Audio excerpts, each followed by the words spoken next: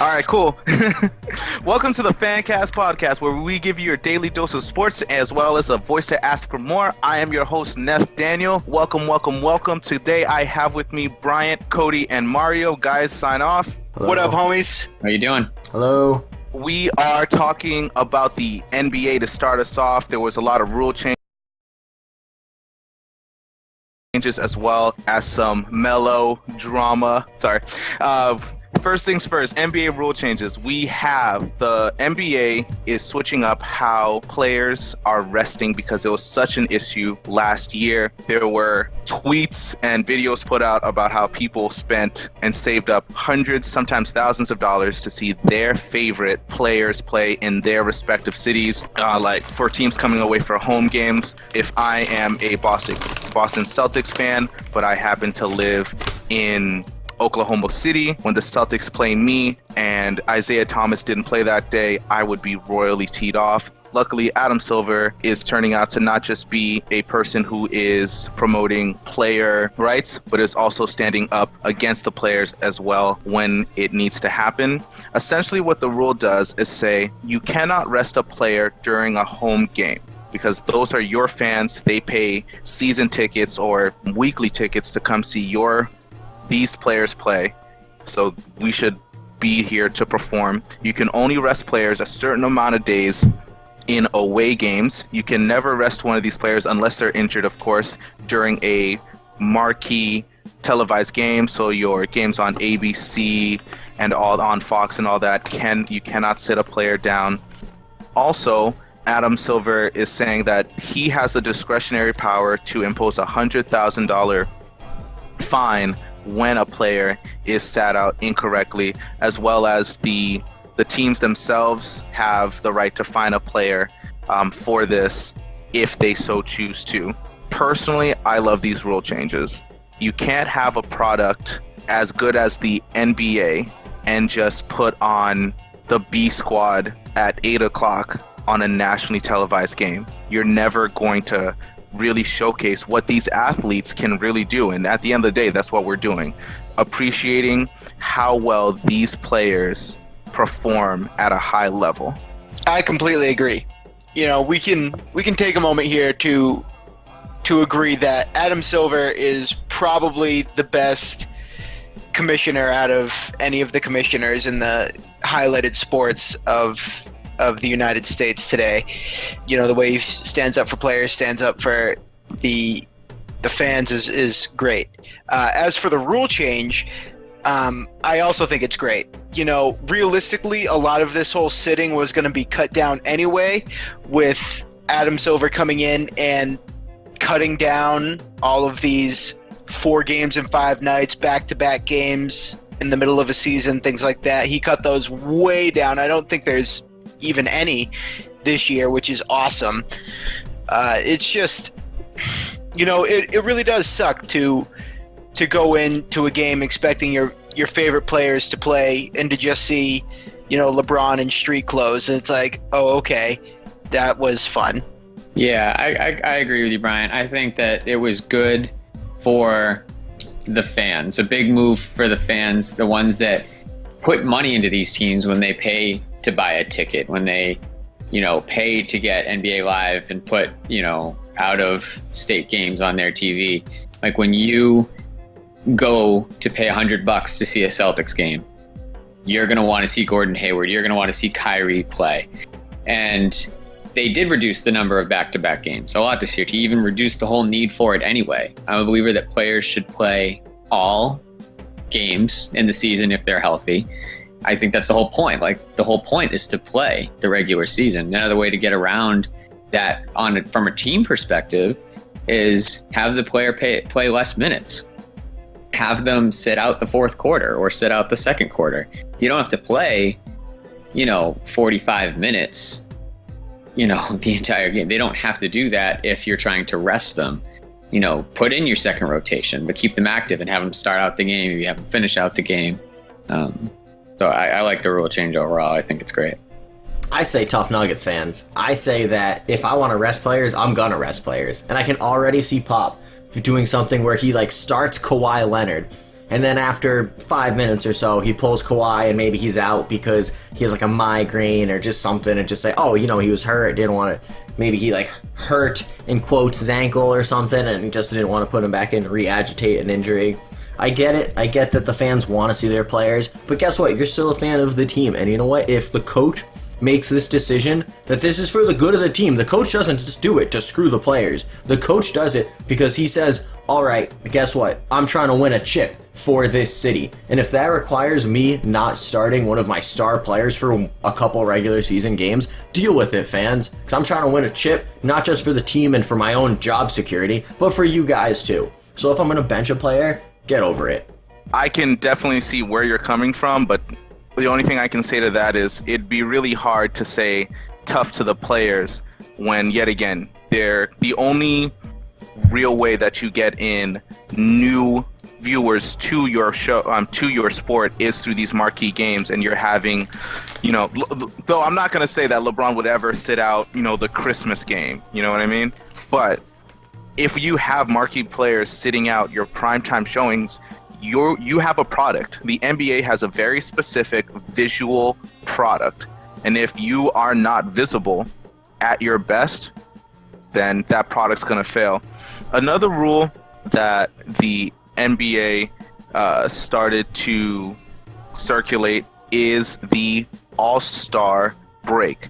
Not only were they able to lengthen it because of a shortened preseason, but they changed the entire format, making it more realistic that people will enjoy the All-Star game. And frankly, the East is so weak that you had to draft players from someplace else to make it a fun game for us to watch.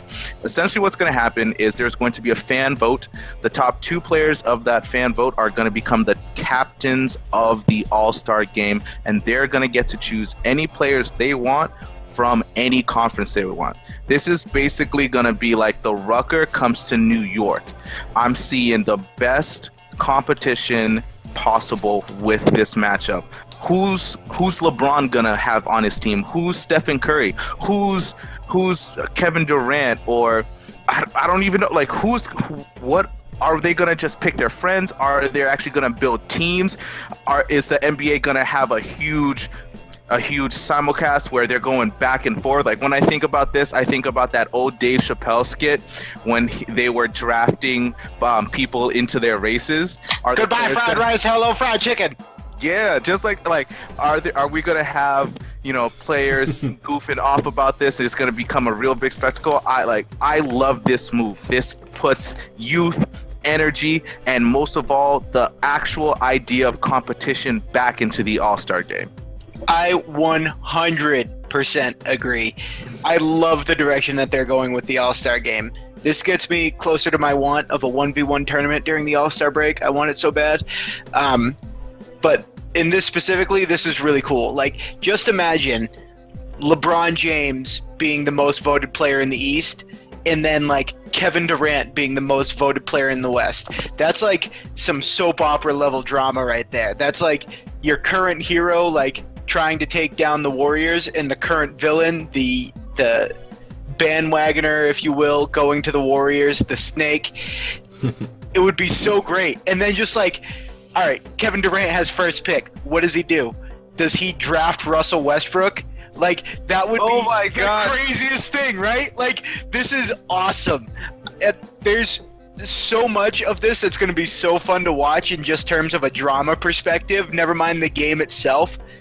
I cannot wait. And like, let's say a team ends up being like LeBron James, Giannis, Anthony Davis, just like all these just tall dudes who can all handle the ball. I cannot wait. Yeah, definitely. It's going to be exciting. It's going to be exciting to watch, and better than all of the past where it's just East versus West, or in today's NBA, East versus Golden State. It's going to add to the element. It's going to be different every year because obviously it's going to change. 1 year Carmelo gets drafted and goes back to play with like Porzingis if he makes the All-Star game, and it kind of just adds to it. And then maybe 1 year it's Russ and Durant on a team. Maybe they're against each other the next year. So I like it. It adds to the engagement, like you said, Bryant, the drama, and just it makes it funner to watch because it's not so much going to be a blowout. No, I mean, what I'm excited about, like Brian said, in Brian's example of the team of LBJ, Giannis, Anthony Davis, I can see the draft process now, where you have LeBron and KD as the captains. LeBron picks Anthony Davis. KD picks Steph Curry. LeBron picks Giannis. Steph Curry picks Draymond Green. LeBron picks, I don't know, Paul George, we'll say. Steph Curry picks Klay Thompson. Like, I can already see that happening now, and that's what I would love to see. Where it's just like, all right, one person is actually assembling this team of all-stars, and the other team is just like, all right, I just picked the Warriors because I can. And then we just have a Warriors versus an all-star team. I think that'd be fun to see. I think it's a cool twist. The NHL tried it last year to a lot of success and just to a lot of overall. The fans loved it. It was a lot of fun. I think taking it to the NBA where you have a lot more, you have these fun, colorful personalities. I'm excited to see the Twitter fingers coming out for this event. Should be fun. This is going to be amazing. And you know what, guys? In the comments below, take a minute. I want to know what your troll team and what your fantasy team is going to be this year, all right? Give me the wildest, craziest team that you can think of, and if we have enough, we'll go through them, pick the best ones next episode. Moving on to a little bit more drama, it's time to talk about the Ball family again. News is Big Ball is pulling his son out of high school, going to homeschool him, so he's still going to get an education, but he's taking him out of high school to focus on his basketball career. I think that this is a move that people are definitely not going to be comfortable with. But at the same time, if you are a Ball and you are building this brand, you cannot have one of your sons fail. Lamar is not enough to build this franchise. You're basing it around this family dynamic. You're basing it around being this dynasty, this great collection of talent that, you sired and all of this. You can't have one of your sons not make the NBA, and you can't have him at least not be, sixth man of the year caliber. So if you you only really need one star. If you had one role player and like a one star, one starter, and then one role player, you have a great foundation as a marketing family dynamic. Look, you're hitting all the levels of NBA stardom. You could market each kid at a specific demographic, but that all falls apart if your kids don't make it to the show. It's all well and good to have the plan of what you're going to do when you see the cute girl at the party, but then you never get invited to the party. That can't happen to the Balls. You have to have all of your kids make it, and if they can't be in a classroom and, listen to their teacher drone on about World Civ, then so be it. He needs a jumper and a future $200 million contract more than he needs to know what Michelangelo painted back in 1780 something. Wise words. I think, realistically, people are looking at this like LeVar Ball is going to be teaching LaMelo Ball. That's not the case. LeVar Ball is going to hire some sort of tutor to actually teach this kid educational things. But, what confuses me on a few things is how is basketball going to work for LaMelo in terms of organized basketball? I don't mean, training, things like that. I mean, playing in a team atmosphere. Is he just going to stick to AAU? Is he still going to play for some sort of high school team, maybe an amateur team? I don't know. I think realistically, for LaMelo to succeed, the kid needs to figure out defense because he just doesn't play it. I don't know if any of you guys watch any of LaMelo Ball's highlights or anything like that, but I personally have been keeping up with it a little bit, and the kid just cherry picks. He cherry picks a lot. He doesn't play defense, and it's frustrating to watch, really, because that's just a one-dimensional player that nobody really wants to watch. I think it's unnecessary, honestly. And Nathaniel, to your point earlier, when you said he's building a brand, you can't have one of your sons fail. It's like, who?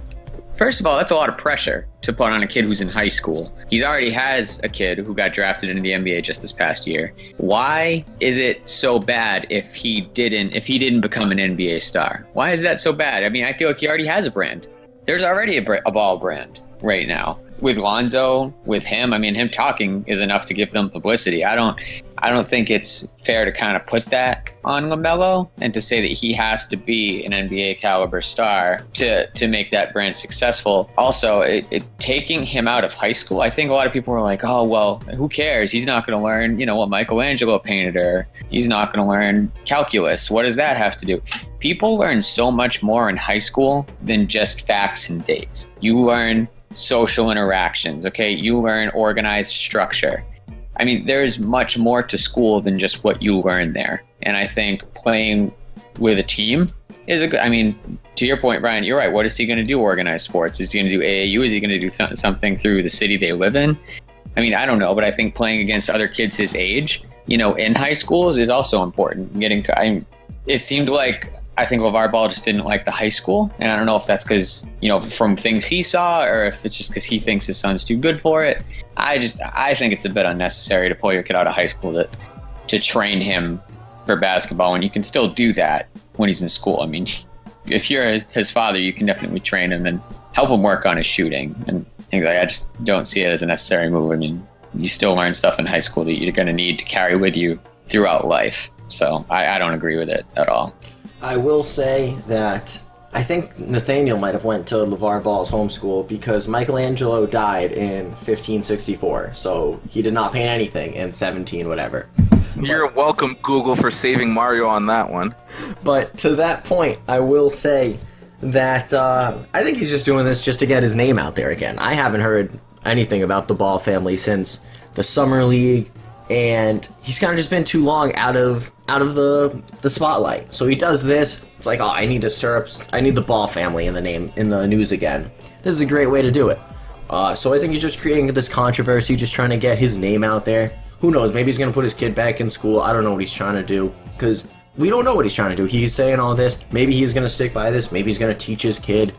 Maybe he's going to have his kid be a genius off the court because of his great homeschooling, and he's going to be a ball genius, a ball guru. I'm not quite sure what position LaMelo plays.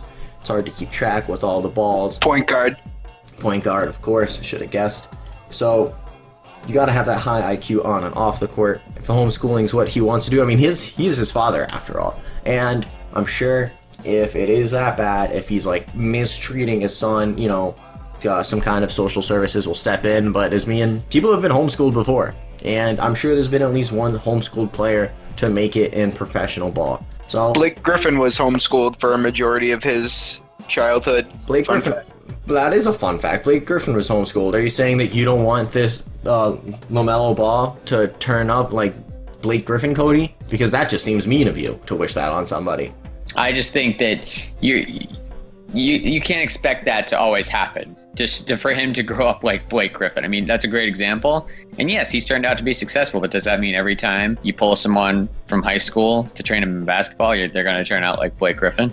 I mean, and also look at Blake Griffin's attitude. Like, he punches trainer. He doesn't have really the best attitude. We don't know the full context of what happened. Do you think that's because he didn't get to interact with a bunch of kids? I don't. That's a huge leap. I think. I feel like he interacted with a lot of people. And to your point about this is such a sacrifice.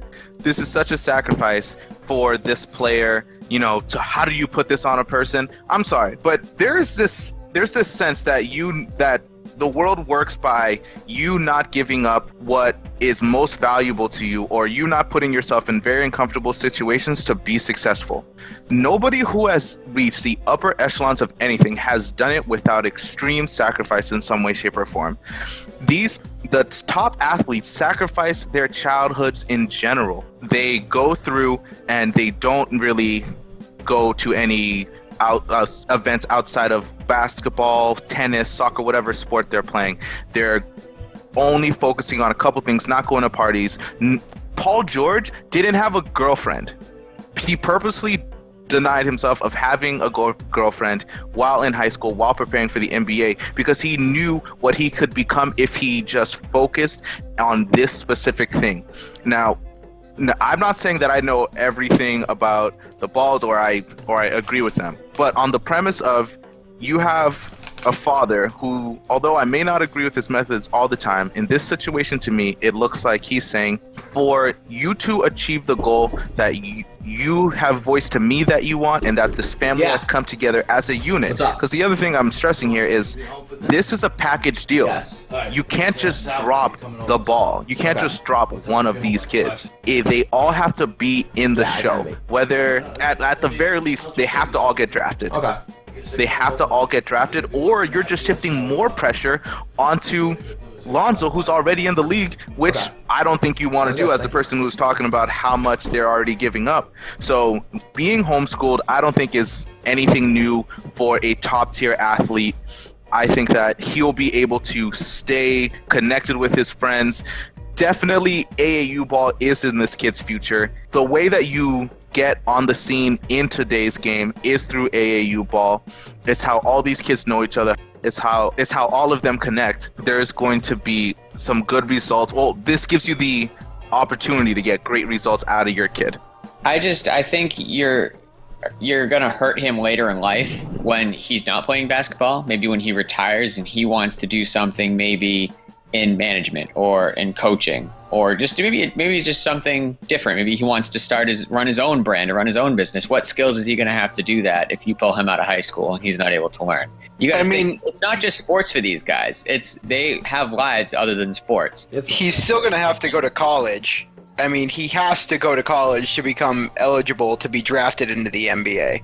Yeah, but you have to go to high school to become eligible. You don't have to go to high school. You just have to get your. You just have to get like your GED or like your. Yep. You don't have to go to like a actual structure. You could be. You just need to be able to pass what the SATs. Is that the like I've been out of school for so long. Equivalency stuff basically is what you have to pass. Right. So I guess it's going to come down to, will he be taught enough? Will he be consistent enough with his homeschooling to pass that? I mean, he's going to be tutored to the nines again. Like I said, like they're just going to hire people who can teach him.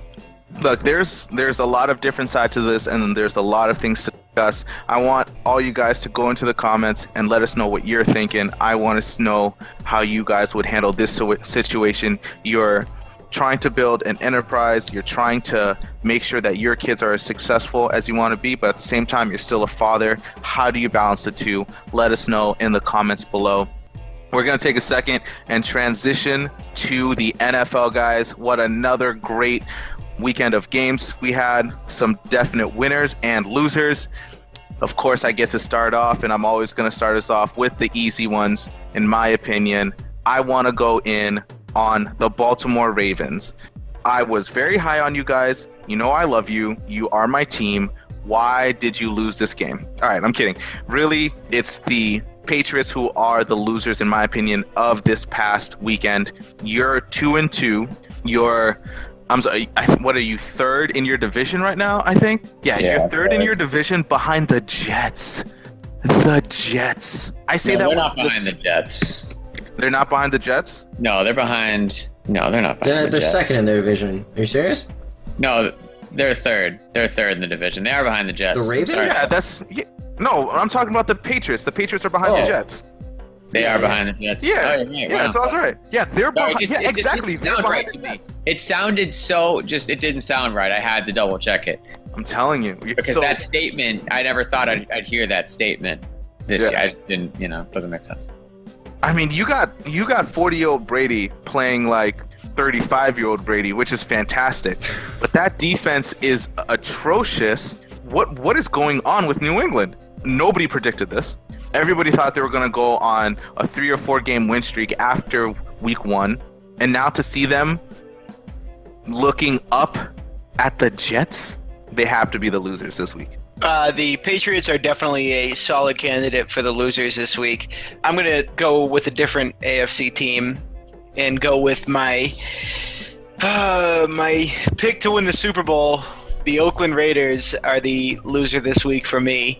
Literally losing Derek Carr to a back fracture.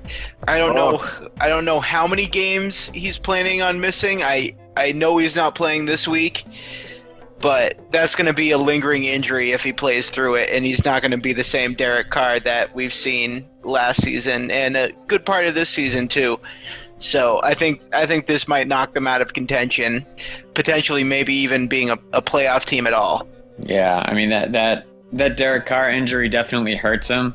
I mean, they were against the Broncos. That was a tough defense, and I think that was definitely going to be like I had said last week. It was my game of the week. And losing Derek Carr, if it is for a long term, they said it 2 to 6 weeks. Hopefully, it's on the shorter end if you're an Oakland Raiders fan, because he is the backbone of your team. He is what transitioned your team into being a playoff caliber team. But my loser this week is the Miami Dolphins. They lost in London. Unlike the Jags, they seem to be not good in London whatsoever. They lost, like a shutout, 20-0. And against one of the worst pass defenses in the league, they could not put up any points. And the Saints defense is not really great at all. So for them to get shut out against that defense says a lot about this team. They have so many playmakers. They have Jay Ajayi, they have Devontae Parker, and they're just not looking, they're looking like a JV team so far this year. So I think they have to be at least one of the bigger losers this week. For me, there's 2 losers I want to point out. The first is the Chargers, because I have to say, I know the big move. I know the owner just hates the fans. But I was still high on them. I was still high on Phillip Rivers because he just loves the team so much, and they just hate him so, and it kills me. Something I thought was interesting was that more people in Los Angeles watched the Dolphins-Saints game, which aired at 6:30 local time, than people that tuned in to the Chargers-Eagles game, which was in Los Angeles. That's just despicable, and that's disheartening. You're Phillip Rivers. You spend your whole career with this franchise. You love the team, and this is what they do to you. He's clearly only got a couple seasons left. Who knows? Maybe he even calls it quits after this season just because he's had enough. It's sad for me to see. The second loser, to me, because it's just kind of so shocking. We touched on it a little bit, but the New England Patriots, currently the 10th seed in the AFC, blowing me away. Couple gems I want to drop. The first 4 weeks, everybody that they've played, the Chiefs, New Orleans, Houston, and Carolina, all of the quarterbacks they've played have thrown for the most yards out of all the opponents they played against the Patriots. So Alex Smith had his most yards against New England, same for Drew Brees, same for Deshaun Watson, same for Cam Newton. I have to say that if the Pats defense was this bad in 1776, we would still be part of the colonies. Okay? And I just want to end on this note that Brady is currently completing 67% of his passes for 9 yards per throw with 10 touchdowns. There's another quarterback, however, who's completing 70% of his passes for 9.4 yards per throw with 11 touchdowns. That quarterback's name is whoever is playing the Patriots. Damn, son. I mean, that says a lot about the defense, and the defense that is definitely the reason that the Patriots are 2-2, because it's not the offense. Clearly, Brady's showing that he's putting up the points, but the defense isn't pulling their weight. Obviously, with Dante Hightower still battling that injury, the secondary just hasn't. They've been non-existent, and that's why quarterbacks have been able to have career games off of us, off of the Patriots, and it's tough to, I don't know how they're going to turn that around. I think they definitely got to look at the tape and kind of go back and see what they just got to go back to the fundamentals. I will say coverage schemes and look at how they can maybe rush the quarterback a bit more, because if you're giving him all this time to throw in the pocket, he's going to torch him. So they need to find out how to get more pressure on the quarterback. Because I mean, the quarterbacks you mentioned, I mean, aside from Drew Brees and maybe Cam Newton, I mean, Deshaun Watson, Alex Smith, the gunslinger, he's known for that. Alex Smith, fairly over 300 yards. Yeah, I mean, those aren't superstar quarterbacks that are throwing for a lot of yards. So I think you definitely got to look at what's wrong here with this defense. Otherwise, they're going to crash and burn. I don't think you disrespect Alex Smith by not calling him a superstar quarterback, but that will segue me into my winners for the week. I'm going to pick the Kansas City Chiefs and the Detroit Lions. And you know why I picked those two? Because those are who I predicted would be in the Super Bowl this year. And they are currently, and the Lions are one crazy play away from being 4-0. And who's the other 4-0 team in the league? The Kansas City Chiefs. So, looks like that's still on track to be the end of the season. KC and Lions in the Super Bowl. Called it day one, calling it again. You know what? I agree completely. Kansas City is looking amazing. They're playing literally beautiful football. They're always great to watch. I didn't think that I would see this type of performance from a Andy Reid team. I didn't think that they were going to be this exciting. Honestly, I was kind of really low on the man as a coach at this stage. Not saying that he can't still play, but at the same time, I never really thought that he was as amazing as people thought. But this year, what he's put together, this team gelling on such a level, the talent around him and everything, this is definitely the winner of the entire NFL this week. I disagree. I think the winner this week is none other than Deshaun Watson and the Houston Texans, dude. They come in to Tennessee after a tough loss against New England, and what do? Blow the lid off of this game and put up 57 points. Deshaun Watson is the truth. I change my rookie of the year from Deshaun Kaiser, or Kaiser, whatever his first name is, I forgot it, to Deshaun Watson. This dude is an animal, and I cannot wait to see Houston play the rest of this year. So he actually has the same name as Deshaun Watson. He just spells it differently. Okay, cool. I thought that was the case, but I couldn't remember. I felt like I was saying weird stuff. So you're still sticking with a Deshaun, just Deshaun Watson. I got to agree with you. The Houston Texans are the biggest winner of the week, putting up 57 points. I don't think anyone would have guessed that coming from the Houston Texans, this, especially with a change at quarterback. But it was the best thing they could have done, really, because he has looked amazing. He had 4 passing touchdowns and 1 rushing touchdown. He looks, we talk about the future of quarterbacks. He is looking like he might be the next coming of Michael Vick, with the way that he can move around, the way that he reads defenses, uses that read option. It's tremendous, and he's going to take that team, I think, to the playoffs this year. I don't think I picked them earlier when we talked about predicting the playoff teams, but the way they're looking right now, they're definitely headed that route.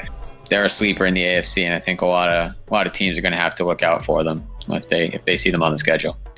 Moving on to our pick'em segment, Mario, do you want to take it away? Yeah, so we're talking pick'ems. So first matchup of the week I want to talk about, New England at Tampa. Bryant, who do you got? Man, I would have actually thought that this wouldn't have been a no-brainer, but looking how New England's been the last couple of weeks, it's actually a little tough. But I also know New England doesn't really lose back-to-back games too much, so I'm going to pick the Patriots to win. Yeah, I'm going to pick the Patriots to win as well. There's no way they lose 2 games in a row, even with the bad defense. I think they pull off the win here. Primetime game.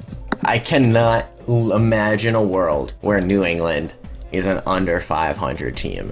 I know they started the season technically under 500, but I just cannot fathom it in my lifetime. And if it happens, I'll be smiling, but I'll have to pick them wrong. I'm going New England. I'm also going to go with the Patriots. I got to believe in the greatness of Brady and Belichick being able to right the ship here. Hopefully this starts the win streak that we've all been waiting for. Next up, we got New York Jets at Cleveland Browns. Man, I'm feeling like Mario picking Cleveland every week and just getting let down, especially with New York having won 2 games already. But damn it, I'm going to do it again. Cleveland is going to take their first win this week. If you keep saying that enough weeks, it has to be right eventually. I have to be right once. Man, I had high expectations for the Browns coming into this year, and they have failed me. But the Jets have already won the amount of games I thought they were going to win the entire season. But you know what? I'm going to have to say that they win 3. I think the way they've looked, they're going to keep it rolling. The Browns just haven't had an answer yet. I'm going to pick the Jets to win this one. If there's a game the Cleveland Brown wins in the state that they're currently at, it has to be this. You're at home. The Jets, yeah, I picked them to win 2 games all season like Cody did. I'm picking Browns one more time. Let the Browns hurt me one more time. Didn't you say that last week? I feel like you said that last week. I did. It's a real love-hate thing I have with the Browns. It's like a drug. It really is. Yeah, so I personally think that the Jets are going to try to hold on to the unfathomable sentence, which is they are ahead of the New England Patriots in their division for dear life, and you're going to see them continue to win when at least it's plausible that they should win. So I see that they're going to win this game there so that when the Patriots win this week, they'll still be ahead. Next up, we got Carolina at Detroit. You know, I'm never a fan of saying Mario is right, but I picked Detroit. Music to my ears. Music to my ears. Yeah, I think Detroit wins this game. You know, Carolina looked like they were back on track last week offensively. I think got to roll with Detroit until they show me reason to otherwise. Detroit, Cam Newton especially goes from playing against a JV defense to the best defense in at least the fantasy world. I'm picking Detroit. I'm also picking Detroit. It's night and day what Cam's going to be going up against. They're going to give him way too many problems down there. Next up, we got San Fran at Indianapolis. Whew, another game, the Battle of Titans here. Boy, San Francisco. Man, this is just a matchup to me of like freshmen versus sophomores here. It's not that many people are going to watch it, not many people care about it, but ultimately the Colts are going to come out on top. I know they got blown out last week, but I still believe that they are the better team. So I think they win it. It's a close one, but I think they win it by a field goal. I think you guys are underestimating San Fran's offense. I think that this team is almost definitely going to get the first pick of the draft next year, but they've been keeping the games close, and that's because their offense is great, and I think that they take a step away from getting that first round pick by winning this week in Indianapolis. I think that Indy's going to win this game.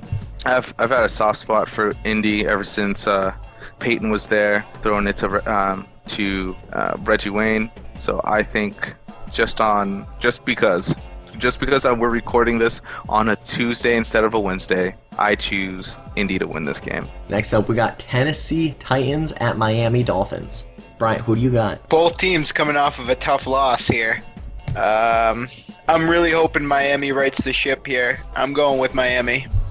Yeah, I think I have to go with Miami too, just especially with Mariota getting injured. Unsure if he's going to be back this week. If he's not, then yeah, Miami definitely wins this game. I gotta say, even with Mariota injured, even without the flying Hawaiian, I'm picking Titans. Flaming thumbtacks win this week. I think that the Titans win as well. There's just certain teams that are just bad, and it really doesn't matter if they're having a favorable matchup or not. They are what they are, and that's what the Dolphins are. Without Mariota, without their cover 2 receivers, with them, it doesn't matter.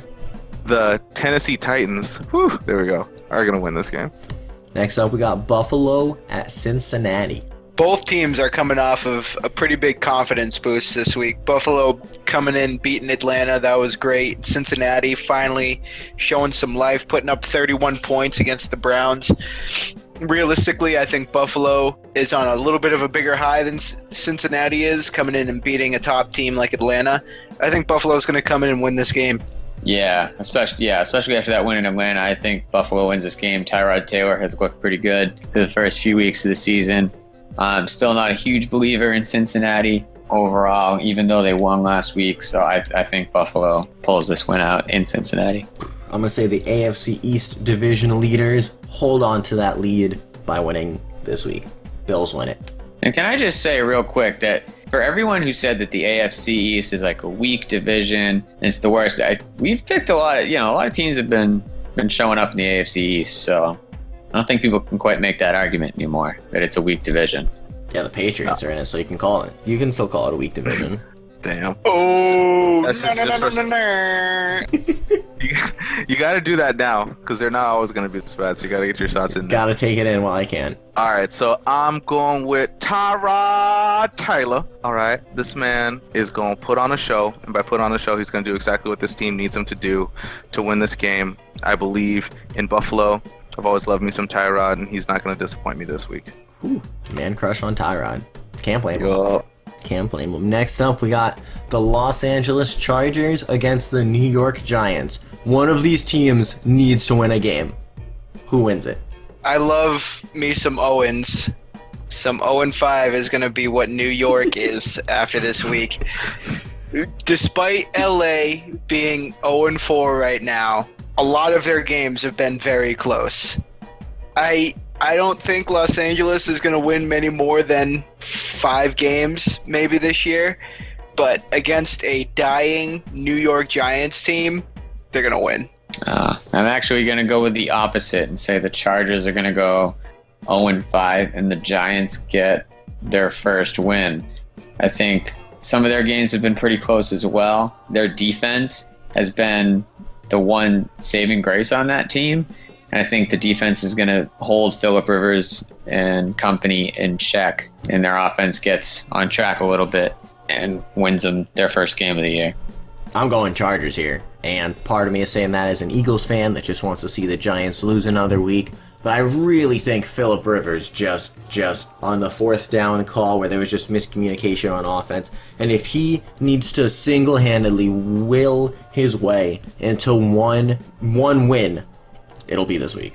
All right, so I'm going with another emotional pick here. I don't know if any of you guys watched that Giants game this past weekend, but ODB showed some heart out there playing with that ankle. I know it's not the worst injury out there, but man, did you see this did you see an NFL player really care and really want to perform for his team, not let his team down?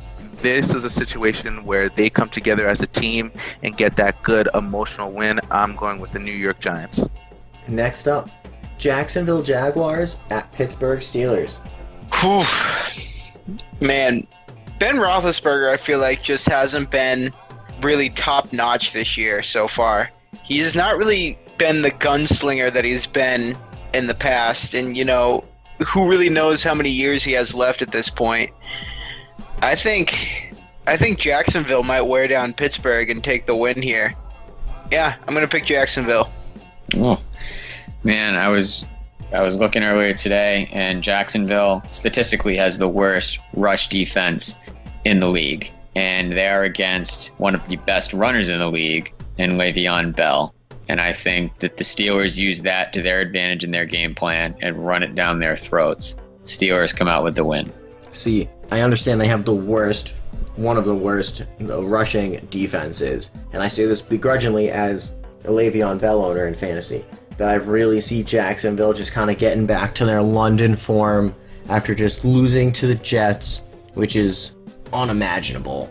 When the beginning of the season, I couldn't see anybody losing to the Jets, but now Jacksonville comes back. I think Pittsburgh is the favorite here, and I think this is the upset of the week. Jacksonville takes it in Pittsburgh. I think Pittsburgh's run game is just going to be too much for Jacksonville to overcome. They have everything they need to really impose their will on a football team like Jacksonville. So I don't see how I could pick anybody other than Pittsburgh to come out on top in this one. Doesn't even see how it's possible, how anyone in their right mind could pick Jacksonville. Next up, we got Arizona Cardinals at Philadelphia Eagles. Bird Bowl. Who do you like? Okay, real quick, get this out of the way. Philadelphia's going to win. Says it like it's a given.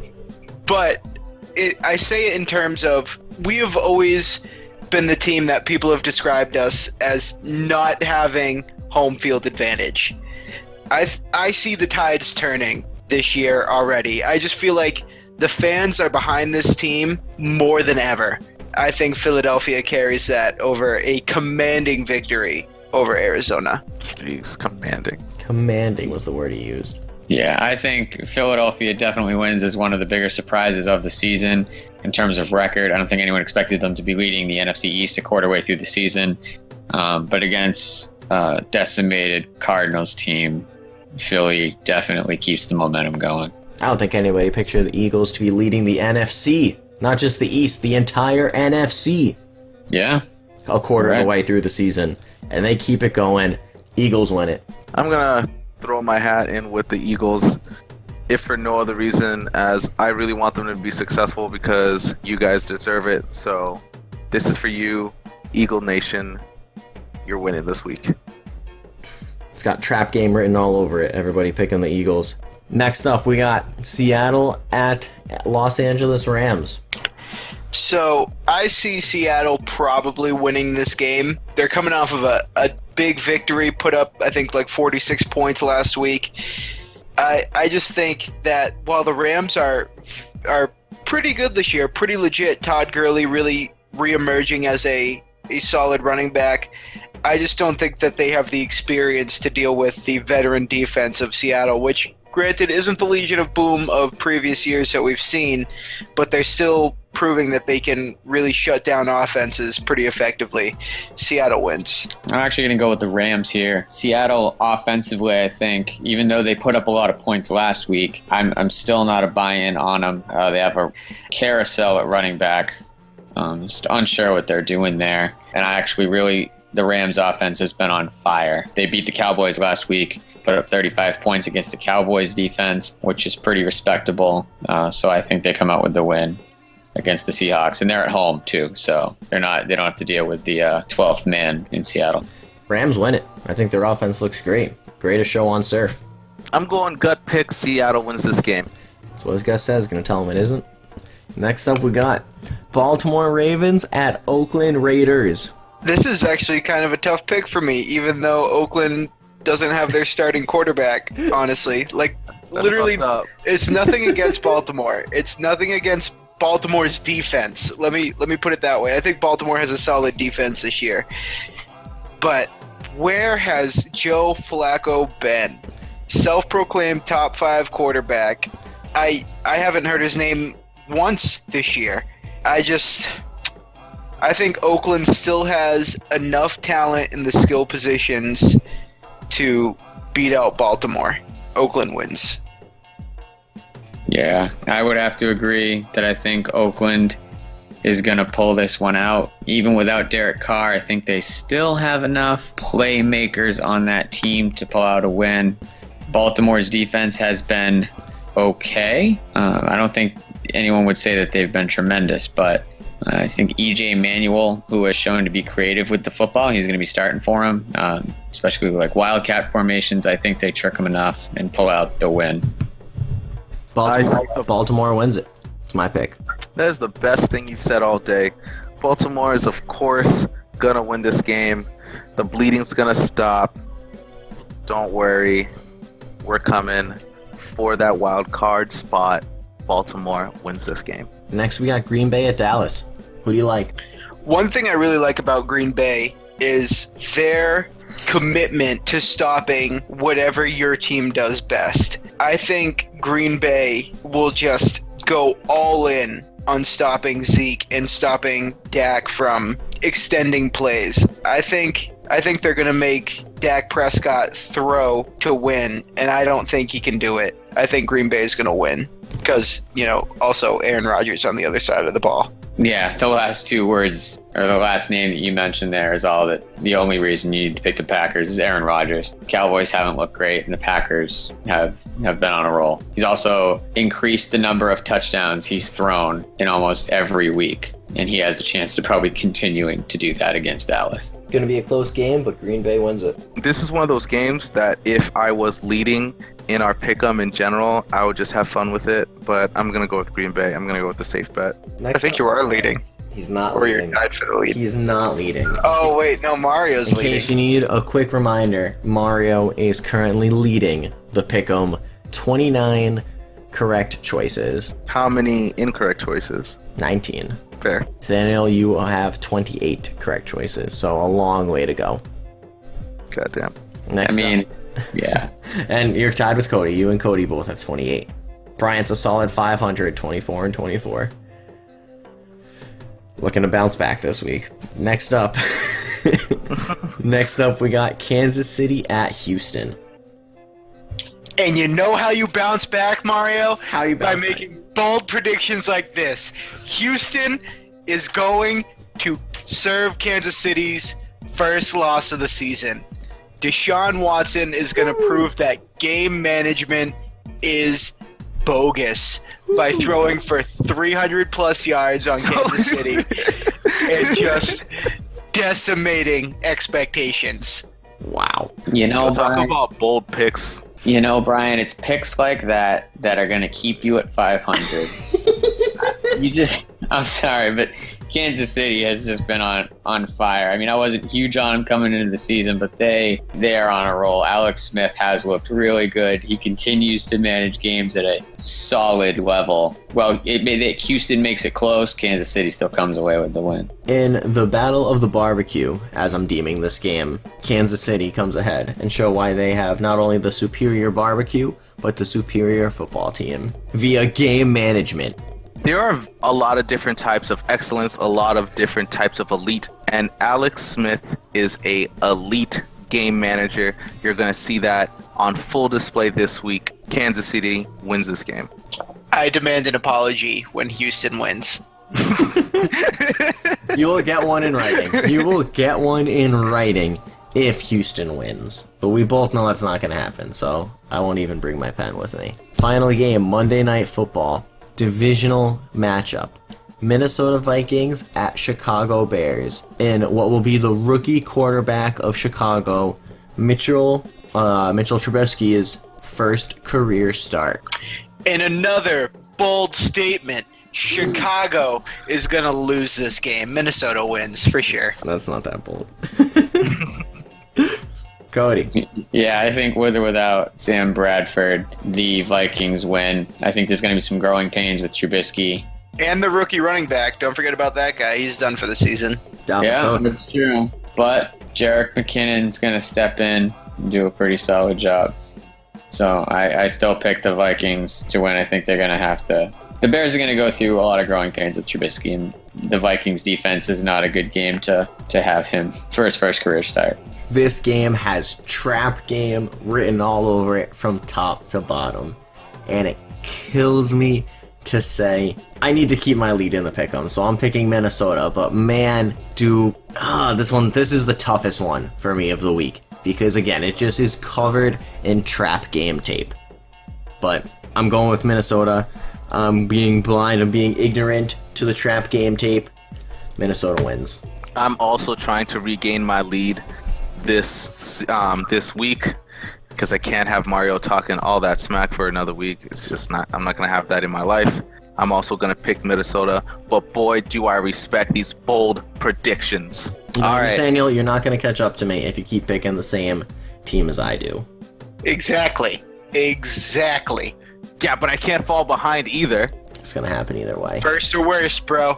First or You're worst. either first or last. So, the last thing I want to just cover is panic or patience. So, we're a quarter of the way through the season. I want to just pick a couple teams, and really quickly, I want you to tell me if it's time to panic or, you know, it's just some early season growing pains. You know, it's just off to a rough start. There's still a lot of football left. Don't sweat it. First, I'm going to start with the Chargers. Panic like crazy. Panic like crazy. Why? Because there's no real reason they should be losing games, right? They have all of this talent that they supposedly have every year. They have an elite quarterback in Phillip Rivers, but they keep losing. Whether it's close games or not, they keep losing. I think their formula just isn't working. If you're the Chargers, it's time to start panicking a little bit. You're 4 games down already. You're already a quarter of the way through the season, and you haven't won a single game. Yeah, definitely push the red panic button. They have too many good playmakers on their team to be 0-4 right now. Phillip Rivers getting way too frustrated on the sideline, like you said earlier, Mario. On that 4th down miscommunication, he just was so furious. And you can't be doing that in games. You got to keep your composure. So yeah, definitely they're a panic for me.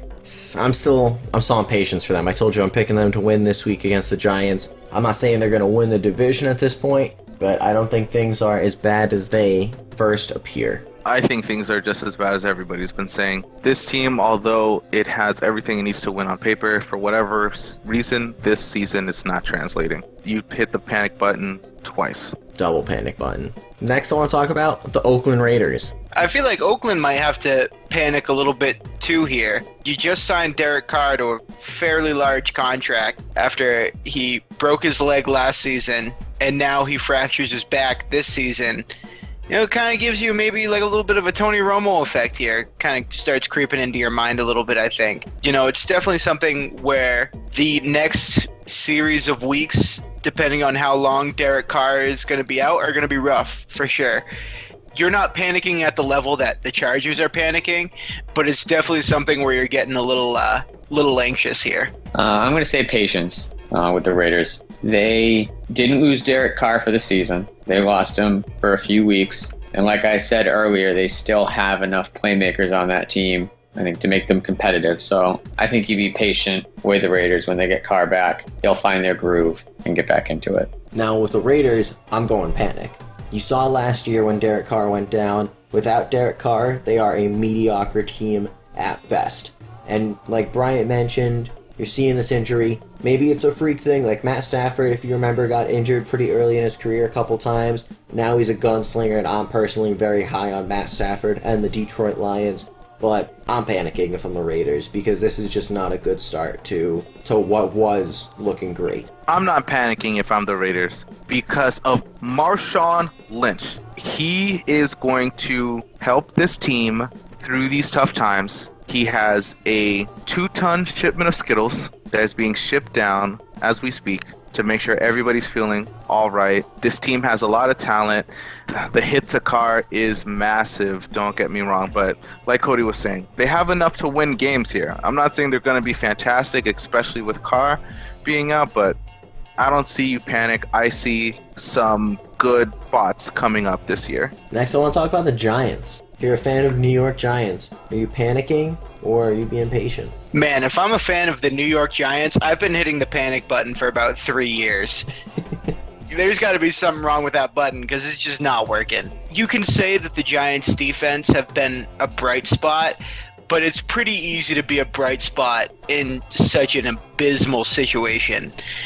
That offensive line is literally the worst thing I've ever seen in my life. And New York might be in contention for a first-round pick this year. I'm just saying. They're definitely a panic. Like you said, Bryant, their offensive line is horrendous, which is why they just can't get a run game going. They have a solid running back in Paul Perkins, but he can't run against basically just a defensive line coming at him, because that offensive line does him no good. You're definitely panicking if you're a Giants fan. The Jets have a better record than you. The good news is the Giants finally got a rushing touchdown this past week, but the bad news is that Eli Manning is the one who scored that rushing touchdown. I'm panicking. Things just don't look good. There's absolutely zero run game. Their offensive line looked like they've been lining up backwards all season. I'm panicking. There was so much hype going into the season between Brandon Marshall, OBJ. You got Sterling Shepard still looked great last year, and you still got Eli Manning just slinging him the ball. That hasn't been anywhere to be seen. That is just completely MIA. And it looks like one team in New York might get that coveted first overall pick, but it's not going to be the Jets like everybody expected. I feel bad for Eli. Whew. I really Don't. Bold. I'm sorry, I've been vicious to this man, but he and OBJ, I just feel like you're in for just some suck. That's what you're into as a New York Giants fan, as a New York Giants. You're just in for a season that you are so thankful you didn't announce your retirement before, because you wouldn't want this to be your way out. You're panicking hard, but honestly, it doesn't matter. I don't see what the fix is for this team. If I could, I would just drop them, but I can't. So just panic button for now. Next up, we got the New Orleans Saints. I think the Saints are definitely a patience here. They're just taking a little bit of time to figure out their offense, which is always their game. They've never pretended to be really a defensive team, as of late anyway. They're just a team that's going to try to outscore you every week. I just think they need a little bit more time to mesh. You know, they're 2-2 this year. It's not like they're 1-3, 0-4. They're putting up points. They're playing decently well. They just shut out the Dolphins. You be patient with the Saints. I think they'll finish okay. Yeah, as long as you have Drew Brees under center, you got to be patient. That defense has never claimed to be a top defense, and yet every year they find a way to make the playoffs on the heels of that offense. So I think you're patient with them because they're going to make every game competitive. I agree. 2-2 isn't really screaming panic button to me. Yes, their defense, hasn't looked great, but it hasn't in the past couple years, really. Still got Drew Brees just slinging it. I think the biggest thing, though, is they need to find a way to correctly utilize Adrian Peterson in their schemes, because he doesn't really fit the traditional Saints offense. He's not really a pass catcher. He's not a good pass blocker, but I think that they just need to find a way to include him in the playbook, play to his strengths and Drew Brees and the rest of New Orleans Saints offense's strengths. And I think that they could really, really be a scary, multi-dimensional team. You know how they utilize Adrian Peterson? How? They trade him. Oh. Because you're right. He doesn't fit into that offense. And you might as well get a piece for him that you can use. Like, I don't know, maybe a defensive player, like a linebacker or someone else in that secondary. Because you're right. He doesn't fit the change of pace. And they already got Alvin Kamara, Mark Ingram. I think you trade him. Though I'm not against trading him if you're getting back a good asset. I don't think you panic on the Saints. Like we were saying before, they're a team that has everything there. It just needs to gel. Drew Brees is one of the more marquee quarterbacks in this league. I don't see them not being able to turn things around. It's almost like the Patriots. I see this team being able to make something out of the talent that they have around them. Daniel, it's like you took the words out of my mouth for this next and last team I want to talk about in panic or patience, and that is the New England Patriots, currently third in their division. What are you doing? Okay. I feel like a lot of New England fans, whenever this team loses, are quick to hate on themselves, because I feel like a lot of Patriots fans are bandwagoners who don't understand football properly. Bunch of Neanderthals, if you will. You're 100% right. You are 100% right. But realistically, I will never panic if my team has Bill Belichick and Tom Brady. You just need to give Bill some time to find the right animal that he needs to sacrifice to the right demigod here to get himself back into the playoffs somehow, limping on into the playoffs with 5 dead wide receivers and a defense that has apparently been involved in some sort of giant car accident in which they all got hurt. It's New England. Nope, never panic on New England, never. Yeah, it's like you took the words right out of my mouth. If you're pushing the panic button on New England, then you aren't a real fan and you were a bandwagon fan. For anyone who's a true fan of the Patriots, you know that they always find a way to win and find a way to make it work. With Belichick's football IQ, he has a playmaker. It is next man up in that offense and or defense, and they find people that are going to make plays and they're going to help them be the best team that they can be. You are definitely being patient with New England because they will find a way to jump up those power rankings and to still fight to finish as a top team. Yeah, granted they have a lot going against them right now, like I said, how abysmal their defense is. I think that it's patience time now, but I will say, if we revisit them in the middle of the season and they're again appearing on the panic or patience segment, then it's officially time to panic. Just because in the past they've traded away so many of their defensive stars, like Jamie Collins, and it's really starting to pay now. You can see on defense they're really starting to struggle. They have some unfortunate injuries on offense, but like Brian said, you have Bill Belichick, you have Tom Brady. It's too early to panic as of yet. The Patriots kind of always take a little bit to get going, even though everybody always expects them to just go 16-0 in the season, it feels like. Everybody's so shocked when they lose a game. But come mid-season, if they're still in this state of trying to figure things out, I'm panicking. But as of now, patience. Look, I couldn't agree more. Guys, this team won the Super Bowl. This is the defending Super Bowl champions. Let's give them the respect that they deserve, and it's not the first time that they've gone through some bumps. Like, let's not forget how Tom Brady turned Arena League wide receivers into a respectable receiving core. Don't panic. Brady's already been to 3 seances, and he's killed enough like small animal to make sure that they'll be fine. Brady's still awesome. Gisele's gonna give Brady a great massage. Ooh. And Belichick is gonna sacrifice the cutest, babiest goat, and the Patriots fans are gonna go back to calling Tom Brady God in less than a week. I mean, is Tom Brady not a god now? Because I mean, he's not the problem. Blasphemy. Yeah, he definitely hasn't disappointed this season. He's been performing pretty well. I'm not saying that he himself is doing bad at 40.